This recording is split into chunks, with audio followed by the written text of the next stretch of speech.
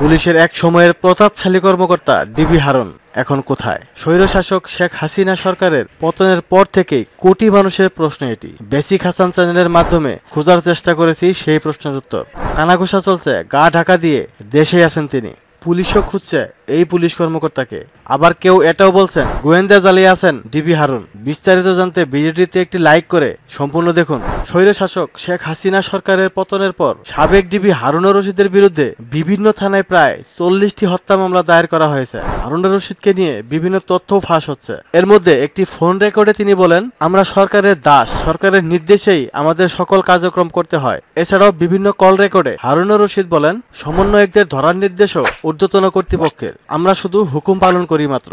অনুসন্ধানে জানা যায় চাকুরি জীবনের শুরু থেকেই হারুনুর রশিদ ছিলেন বেপরোয়া। কখনো চাকরির বিধিমালা তোয়াক্কা করেননি তিনি। টাকা পাচারের পথ সহজ করতে নিজেই চালু করেন মানি এক্সচেঞ্জ প্রতিষ্ঠান। সপরিবারে যুক্তরাষ্ট্রের নাগরিকত্বও আছে তার। ঢাকা সহ সারা দেশে বিভিন্ন এলাকায় সম্পত্তির দখল ও দেখাশোনার জন্য আছে 3 সদস্যের স্টিয়ারিং কমিটি। নামে বেনামে অন্তত 3টি রিসোর্টের মালিকানা আছে তার। রয়েছে একাধিক আবাসিক হোটেলও। এছাড়াও আরো অন্তত 10টি কোম্পানির মালিক তিনি। তবে পুলিশের একটি সূত্র বলছে তিনি কূটনীতিক এলাকা একটি দূতাবাসে হাই কমিশনে আশ্রয় নেন। তবে হারুনুর রশিদ এখনো কি দেশে আছেন নাকি বিদেশে রয়েছেন সেটা এখনো পরিষ্কার জানা যায়নি। হাসিনা সরকারের পতনের পরপরই ডিবির এই কর্মকর্তা গণপিটুনির শিকার হয়ে রাজধানীর একটি বিশেষায়িত হাসপাতালে ভর্তি হয়েছিলেন। কিন্তু এরপর কোথায় গেছেন বলতে পারছেন না কেউই। তবে তিনি গোয়েন্দা জালের ইন্টেলিজেন্স নেটওয়ার্কে রয়েছেন বলে ধারণা করা হচ্ছে।